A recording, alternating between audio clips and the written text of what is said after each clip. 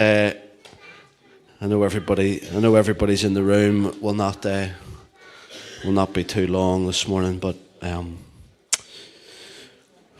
Romans 12, and as I've said a couple of times, I hope, is that from verses 9, Romans 12, from verses 9 right through to the end of the chapter, it is intensely practical. Really practical. Have you another one? Okay. I thought you were on a roll.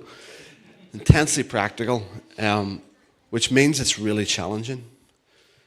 The more practical it gets, these verses, the more it's requiring something of us. The more costly it is to put into practice what Paul is saying, encouraging the church to look like and to be like. And these verses in Romans 12, verse 9, right through to the end, if you will allow them, or will transform your life, transform the lives of those around you, I believe, if we are willing to put these into practice. I think we've already seen something of that. Love must be sincere. Hate what is evil. Hate that which is burdensome, worthless, destructive. Like, avoid that. Intentionally avoid it. Hate it. And cling to what is good. Cling to what brings life. An intentional, active, purposeful act of clinging to what is good. This morning we're going to look at this short line. Be devoted to one another in brotherly love. Honour one another above yourselves. Again, verses that I, if I'm being honest, I'm incredibly familiar with. But if I pause, which I've been able to, pause long enough to allow the challenge of this, to allow, am I going to make this a part of my life? Am I going to implement this as part of my life? It's going to require change. It's going to require challenge. And that's what we are going to do over these next few weeks as we continue through this portion of Scripture. It'll say different things, I'm sure, in all the different versions, I imagine, that we are reading at the moment. Be truly affectionate in your love for one another. Some people are going back to school tomorrow, so we're going to do a bit of a school lesson, a Greek lesson. Anybody do Greek? There's four words that the New Testament uses, 4 Greek words for love throughout the New Testament. And so test yourselves around the dinner table to see how many of these you remember. So the first one is eros. Don't talk too long about this one around the table, maybe. This is romantic love. Let's say it that way. It's romantic love. The second one is storge. Now, I'm saying this is a lesson in Greek. This is probably a horrendous attempt at pronunciation. But anyway, storge is natural affection. So in other words, it's family love. It's that love that you just like naturally have for family. And then there's philia. Philia is friendship. Friendship. And then agape. I can't remember the fourth one, the most important one. Agape, this Christian love, this unconditional, selfless love. Agape. So there's the 4 words: eros, storge, philia, and agape. But the word for love here is the only time that this Greek word is used in all of the New Testament. And it is philia storge. So it's those 2 words together, and it is the only time that Paul uses it. It's the only time that it's mentioned in the New Testament. And it almost is implying that it is a friendship. It's friends that you love like family. It's more than just the love of friends, and it's heading towards love of family. Friends you love like family is maybe the best way that I can find to put it. It's the only time that's mentioned, and I think it's worth taking note of. And so there's loads of different ways that we could go this morning, but because we're all in the room together, I think that it is worth it's worth talking about the one generation, the need for one generation to connect to the next. It's really important that we are all in the room, that we all feel like family. We all feel this deep sense of philostorgos, that we're truly affectionate in our love for one another. But it requires one generation to be connected to the next. It's really, really important. And that's why I value mornings like this. As I was reflecting on the need for one generation to be connected to the next, I thought of Moses and Jethro. We don't have time this morning, but if you want to later on again, your dinner table is going to be filled now with conversation around love, but also around Moses and Jethro, these two characters in the Bible, and the importance of one generation connecting to the next. Jethro was Moses' father-in-law. And in Exodus 18, we have a few verses that I think help see the importance of one generation connecting to the next.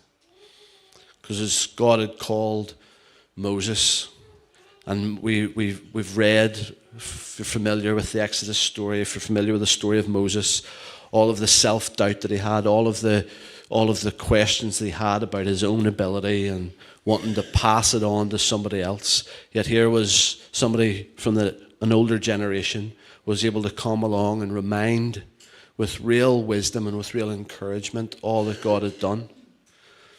And that is a beautiful thing, I think, for one generation connecting to the next. Psalm 78. I'm just reminded of these verses. I think it's Psalm 78. Verse 5 and 6. He decreed statutes for Jacob, established the law in Israel, what he commanded our forefathers to teach their children, so that the next generation would know them, even the children yet to be born, and they in turn would tell all their children, that they would put their trust in God, they would not forget his deeds, and would keep his commands. And so I think that's what friends who love like family is. I think that's something of what it looks like. Those that will tell the next generation, tell all that God has done, encourage them. That's what Jethro did for Moses, reminded him of all that God had done. And whenever Moses had his questions or his wobbly moments that we all experience, he had someone from the generation above that was able to come and say, Moses, this is what God has done. This is what he's always done. He is faithful to his promises. He's true to his word. And Moses needed to hear that. And as the story goes on, Moses is then faced with this remarkable task. And he tries to do it all on his own. And he has the wisdom of experience that comes from the next generation, the older generation. And Jethro comes along and says to Moses, you can't do this all on your own. You need to share this out among the rest of the family. And we'll all do this together. And so, there's other places that we could go to, but I just couldn't help but be drawn back to that story of Moses and Jethro and the need for one generation to be connected to the next. The need for friends who will love like family. And so we need the encouragement of the other generations around us. We need the wisdom from the experience of the other generations around us. Proverbs 17 verse 17 says that a friend is always loyal. A brother is born to help in time of need. Daniel's going to play a video, if that's all right. I've used Moses and Jethro as a really important, I think, the need for one generation to connect to the next. But I've also been reflecting on the importance of friendships and those deep, affectionate friendships.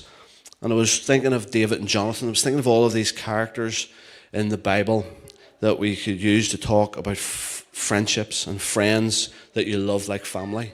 But there was two characters that I kept coming back to over and over again, and I couldn't get them out of my mind. And so that's the video that I want to share now for a few minutes as we consider the importance of friendship and friends who are truly affectionate in their love for one another.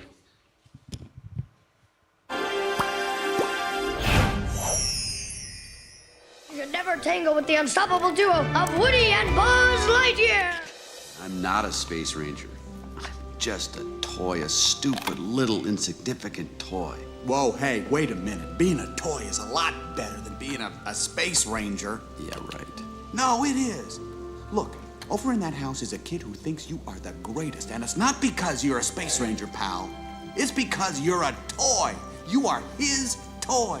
But why would Andy want me? Why would Andy want you? Look at you. You're a Buzz Lightyear. Any other toy would give up his moving parts just to be you. You've got wings. You glow in the dark. You talk. Your helmet does that whoosh thing. You are a cool toy.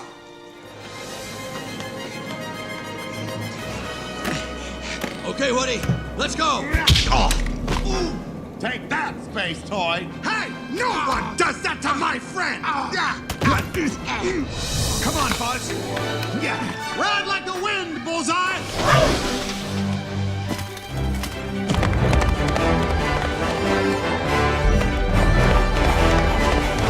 Hey, howdy, hey, giddy up. Come on, Bullseye. Buzz, give me a boost.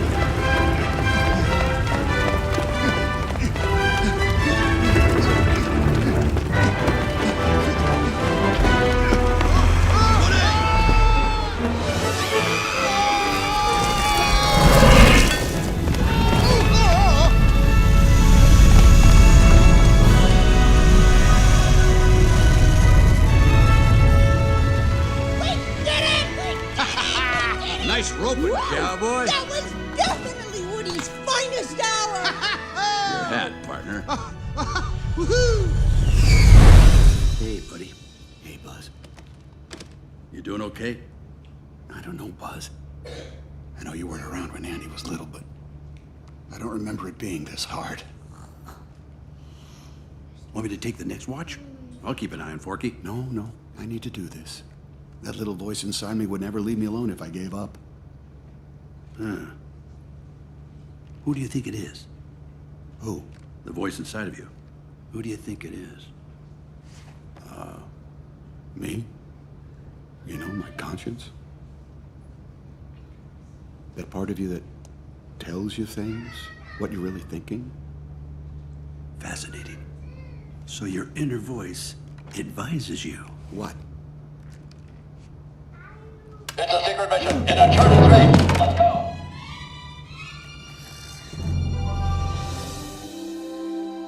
Buzz, she'll be okay. Bonnie will be okay.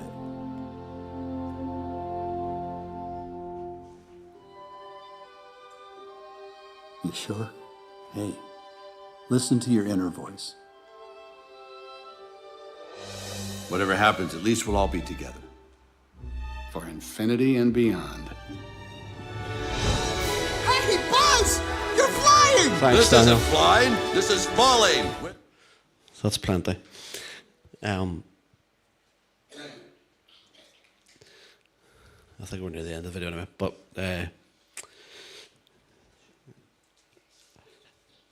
David started this morning that he almost like in a sentence put in what I would love you to take away from this morning. We've seen it a wee bit in this. Maybe it seems silly to put on a Disney, but I think there's some things that we can learn even in movies like Toy Story. And I think what it looks like to be a friend who is truly affectionate, because maybe not everybody wants to hug, but I think with our words, there are ways that we can use our words that demonstrate true affection. We've talked a wee bit over the last number of weeks about we all have something that is unique, a unique contribution to be made to the body. Without each one of your giftings, without each one of your contributions, the body doesn't function in the way that it should. We don't always feel that about ourselves, and sometimes we need people to remind us. Sometimes we need friends who love you like family to remind who you are, to find what is unique in you. the gift that is in you and for someone to celebrate that. And so my encouragement, much the same as what David says, is the takeaway, to be truly affectionate in your love for one another. And we can all do this. This doesn't require a certain level of age or maturity, but we can all find something that is unique and wonderful in someone and celebrate that and call it out in them. Judith played this game with Katie during the week, and maybe we could try it in all of our relationships, where they had a ball and they threw the ball to each other, and whenever they threw the ball, they said something nice about the other person. And so maybe you could do that across the dinner table today. Get your spud, get your hot potato and throw it across the room, across the table, and say something nice about the other person. Find what is unique and call it out, and then be truly affectionate in your words. And I want to encourage you, even more so than doing it to somebody's face, even get into the habit. I found myself trying to get into the habit of gossiping well behind someone's back, of like speaking really well about people behind their back. Not just to their face, but beginning to celebrate and that it becomes a habit that we, even in our words, that we're truly affectionate about those people that are in our family, that are friends that we love like family. Been challenged by it, not just within our own family context here, but the reality is that the other churches that are currently meeting right now are part of our family. They're brothers and sisters that make up the body of Christ, that make up the family of God. And sometimes it's really easy to go along with the crowd and say the things that are maybe being said about them. And so there's been times this week that I've been tried to be really intentional about speaking well about my family behind their back, when it can sometimes be a case of thinking that you can get away with saying things that are unkind or unhelpful. But speaking well about people behind their back. The Message version of Romans 12 verse 10 says, "Be good friends who love deeply." So that's the first half of that verse. Hopefully there's something for us all to be challenged by. But then just for the last couple of minutes, before Amy comes and prays for us, the second half says, again, it'll say different things in the different versions of the Bible that you have in front of you. But there is, take the lead in honouring one another. There's some of your versions will say, outdo one another in showing honour. And there's a lot of competitive people in the room today. The young boys that play football. Johnny's already started on me because Man United are playing Leeds tomorrow. So there's just this competitive edge in a lot of us. And so I want you to put your competitive edge into practice this week, because the Bible is encouraging you to do so. Compete with each other in showing honour. Compete with each other in giving mutual respect. Take the lead. Outdo one another. This is the competition. So I'm encouraging you to be competitive this week. This competition is, in the nature of the kingdom, is completely upside down. The nature of competition normally is that you make your way. You make your way to the top. This competition is different. This is where you push others to get to the top, where you outdo one another in lifting each other up. And to honour someone, we could try and find a really good definition, really fancy definition of what it is to show honour. But I think it's maybe best described as to see great value in someone. We could talk about the lengths, and we've talked about it, I guess, over the last number of weeks as we've thought about Easter, and the lengths that God went to show the value that he places in each one of us, the value that he placed in all of humanity, the lengths that he would go to in order to demonstrate such love. We could go to places that he has demonstrated it throughout the Gospels. We could go to the parables in Luke 15, which I think is a really good place to go to see how God values, how valuable we are to him. And we see that in the value of the sheep and the coin, and ultimately the son. He values us so profoundly. And this is the honour. This is the value that we are then to have for one another. And that is, again, my challenge to you. If we're going to put these intensely practical verses into practice, it's going to require something of you. It's going to require a cost and a commitment that you need to be willing to make an intentional choice on.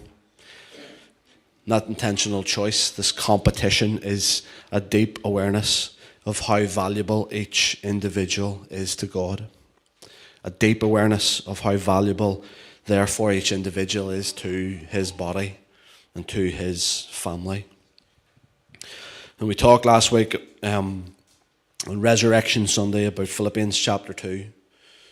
And that's what Paul is encouraging the church to, whether it's Romans, whatever letter he is writing, it's with the intention of making us more like Jesus.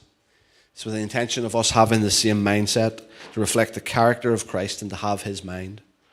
In Philippians 2, verse 5 to 11, in some ways perfectly, in a few sentences, reminds us of the mind of Christ, the attitude that we are to have. Each of you should look not only to your own interests, but also to the interests of others. Your attitude should be the same as that of Jesus, who, being in the very nature of God, did not consider equality with God something to be grasped. He made himself nothing, taking the very nature of a servant, and being made in human likeness, being found in the appearance as a man, he humbled himself, and he became obedient to death, even death on the cross. And so to live this way requires intentional choices. And so it's going to be a really intentional choice for the young people as they go back to school, in our workplaces, in our engagement within our community. And that has been my challenge as I've reflected on just this one line, this short verse: what and whom do we value? And as I answer that, it's going to require something of me. It's going to require that I be truly affectionate in how I speak, how I find the unique gifting and celebrate someone to their face and also behind their back. That I enter into this competition of showing how and what I value, recognizing the one who's went before us to show the lengths that he has gone to reveal how valuable we are to him, and then that we would do likewise. So as I say, it is verses that we could easily slip by, but as we're going slowly through this, we're going slowly through it because it's going to require, every step of the way of this is going to require an intentional choice. And hopefully we're able to continue to make them together as we are friends who continue to love like family.